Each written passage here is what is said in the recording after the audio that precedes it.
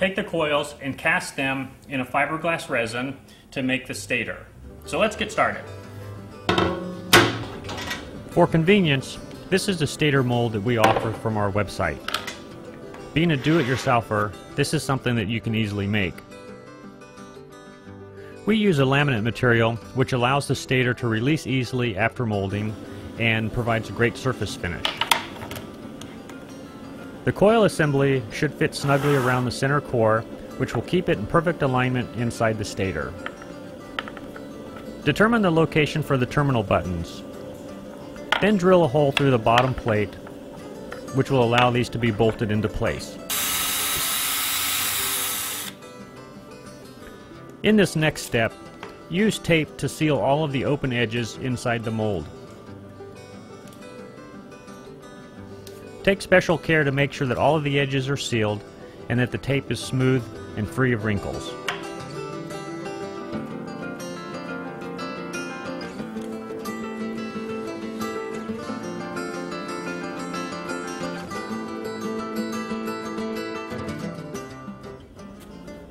Use your favorite automotive car wax as a mold release and thoroughly coat all of the parts of the mold.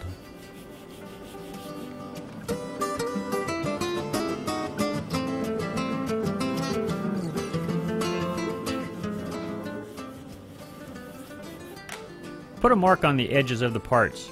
This way you'll know how it goes together later on.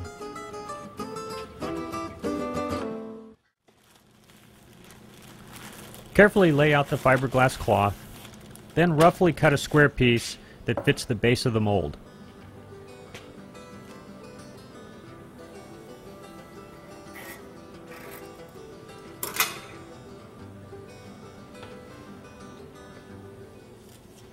Then cut a circular piece which will fit inside the mold cavity.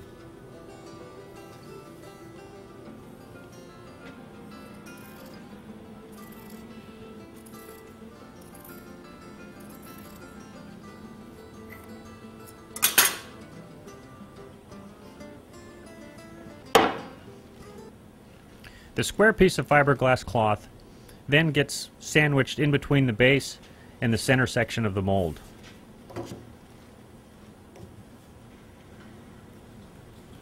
Secure the parts together with the screws provided. Then make openings through the fabric for each of the bolt holes.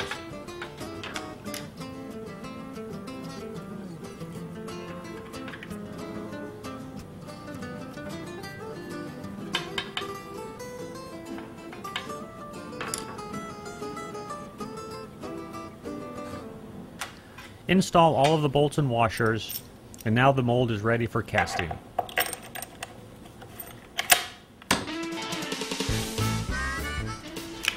The coils need to be cleaned from all oils and contaminants. Most of this is from the soldering process. Use an evaporating solvent and wire brush to clean everything up.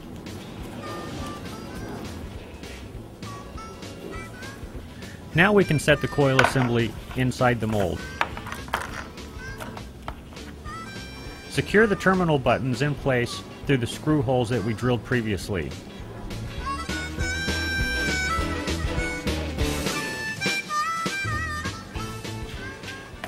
Our stator casting resin is a special two-part epoxy that features an extended pot life, thin viscosity, and low odor. It mixes in a 3-to-1 ratio, which is easily done with the convenient dispensing pumps.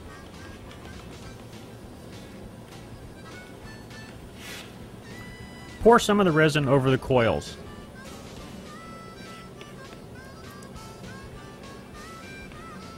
Then carefully work the resin into the fiberglass cloth, making sure that it's fully saturated, and remove as many air pockets as possible.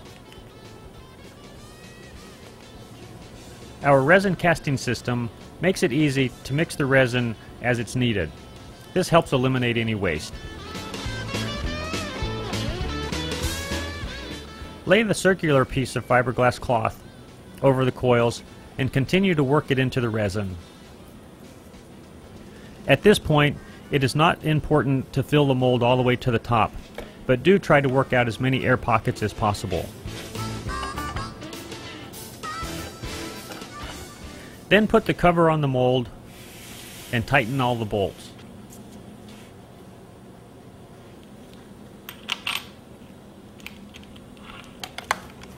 It's normal for resin to start squeezing out through the edges. Incline the mold with the filler hole at the top and gently tap on it to help release any remaining air bubbles still trapped inside. Add more resin as needed and repeat this process several times until all of the air bubbles have been removed.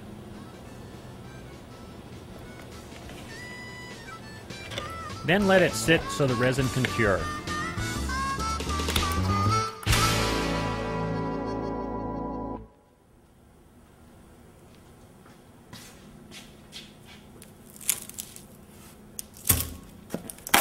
After the resin has cured for a day or two, remove all of the bolts from the mold, then carefully open it up.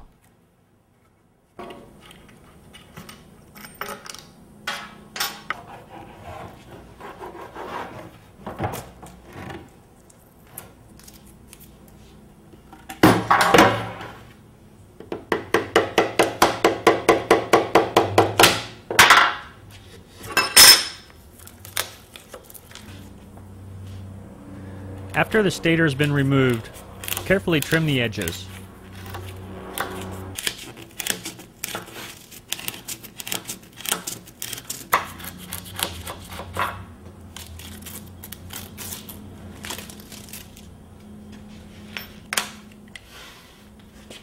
Carefully cut through the fiberglass and remove the center core.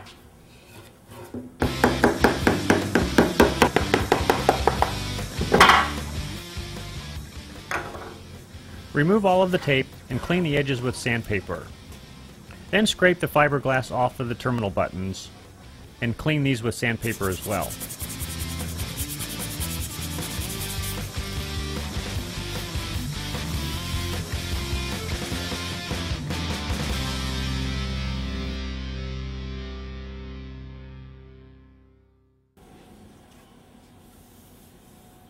Wow! This stator turned out really nice, and I'm sure that yours will too. In the next video, we're going to build the rotors, and that will complete our alternator. I hope this has been helpful, and thank you for watching.